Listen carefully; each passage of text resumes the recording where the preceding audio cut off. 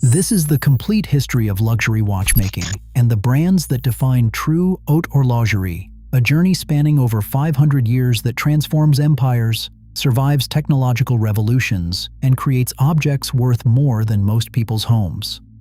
From the first portable timepiece to today's auction records of $31 million, this is how humanity learned to wear time itself. Our story begins in 1462, when Italian clockmaker Bartholomew Manfredi wrote to the Marchese di Mantova, offering him a pocket clock superior to the Duke of Modena's timepiece. That single letter represents the first documented reference to portable timekeeping, a concept that would reshape civilization itself. But the real breakthrough came in 1510, when German locksmith Peter Henlein created the first true pocket watch in Nuremberg. Using recent advances in mainspring technology, Henlein miniaturized what had been massive tower clocks into spherical devices small enough to carry. These early watches were heavy, expensive, and wildly inaccurate, but they represented something revolutionary. Time now belonged to the individual, not just the church or state. The transformation of watchmaking from German craft to Swiss artistry happened through an unexpected catalyst. In 1541, Protestant reformer Jean Calvin banned the wearing of ornamental objects in Geneva, forcing goldsmiths and jewelers to find new outlets for their skills. They turned to watchmaking just as French Huguenot craftsmen fled religious violence in their homeland, bringing centuries of metalworking expertise to Switzerland's stable society. This convergence created something extraordinary. By the end of the 16th century, Geneva had earned a reputation for horological excellence that led to the establishment of the world's first watchmakers' guild in 1601.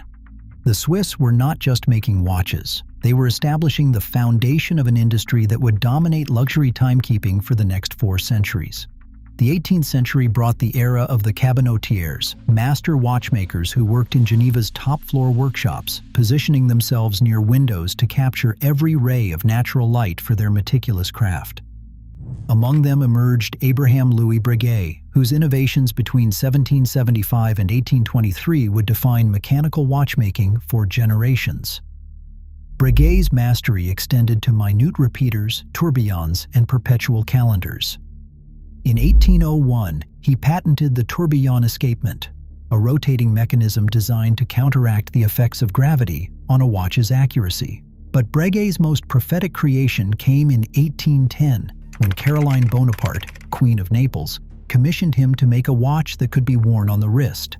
This single timepiece represents the birth of the wristwatch, though it would take over a century for the concept to gain widespread acceptance. The pocket watch dominated the 19th century as industrialization demanded precise timekeeping. Railroad networks required synchronized schedules, leading to the standardization of time zones after disasters like the 1891 Ohio train wreck, caused by engineers whose watches were 4 minutes out of sync.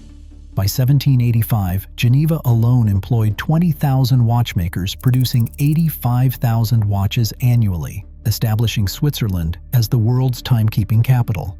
Everything changed with World War I. European soldiers discovered that consulting a pocket watch while manning a machine gun or coordinating artillery strikes was both impractical and potentially fatal. They began strapping pocket watches to their wrists with leather bands, and by 1916, a quarter of all soldiers wore wristwatches. American newspapers were scandalized. The Albuquerque Journal reported in 1914 that the fellow who wears a wristwatch is frequently suspected of having lace on his lingerie and of braiding his hair at night. But practicality trumped prejudice. By 1930, wristwatch sales had surpassed pocket watches for the first time in history. The transition accelerated through innovations like the Santos, created by Louis Cartier in 1904 for his aviator friend Alberto Santos Dumont, the Brazilian aviation pioneer who needed both hands free while flying. This rectangular timepiece became the template for purpose-built wristwatches designed for active professionals. Hans Wilsdorf, founder of Rolex, understood that wristwatches needed to be robust enough for daily wear. In 1926, he introduced the Oyster, the first reliably waterproof wristwatch, featuring a hermetically sealed case inspired by his struggle to open an oyster at a London dinner party. When swimmer Mercedes Gleitze wore an oyster during her English Channel crossing in 1927, spending over 10 hours in cold seawater, The watch emerged still perfectly functional. Her testimonial became watchmaking legend. The oyster proved itself a reliable and accurate timekeeping companion, even though it was subjected to complete immersion for hours. The mid-20th century saw luxury watchmaking reach new heights of complexity and prestige. Patek Philippe's 1941 perpetual calendar chronograph established new standards for mechanical sophistication. Rolex's 1945 date just introduced automatic date-changing functionality that seems simple today, but required extraordinary engineering precision at the time. By the 1950s and 1960s, Swiss manufacturers had created distinct identities that persist today.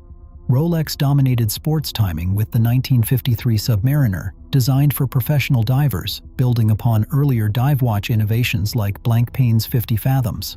Omega conquered space exploration, becoming NASA's official timekeeper. During this era, what collectors now call the Holy Trinity, Patek Philippe, Audemars Piguet, and Vacheron Constantin elevated mechanical artistry to unprecedented levels, with Patek Philippe establishing the philosophy that you never actually own a Patek Philippe, you merely look after it for the next generation.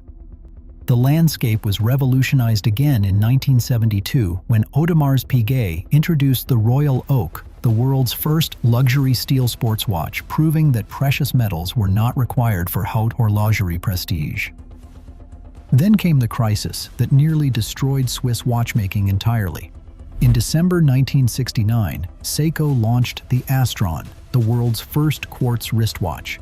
This Japanese innovation used electronic oscillations in a quartz crystal to achieve accuracy that made the finest Swiss mechanical movements seem primitive by comparison.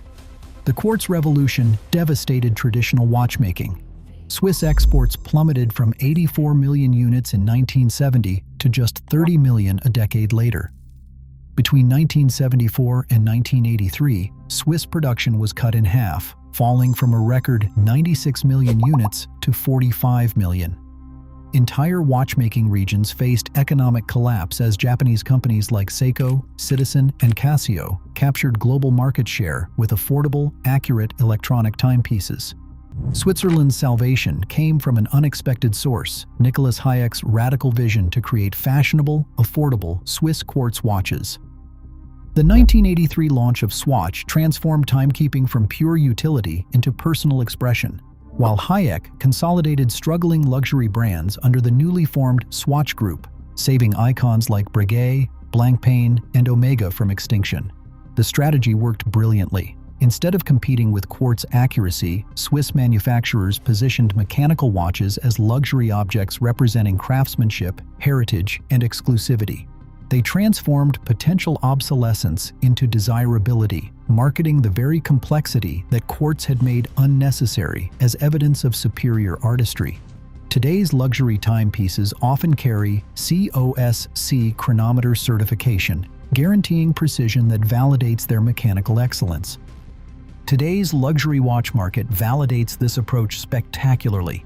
Valued at $57.83 billion in 2025 and projected to reach $119.48 billion by 2034, mechanical timepieces account for nearly 72% of luxury sales, despite smartphones making all wristwatches technically redundant. The auction market reveals just how completely this transformation succeeded. Paul Newman's Rolex Daytona sold for $17.75 million in 2017. The Patek Philippe Henry Graves Super Complication reached $24 million.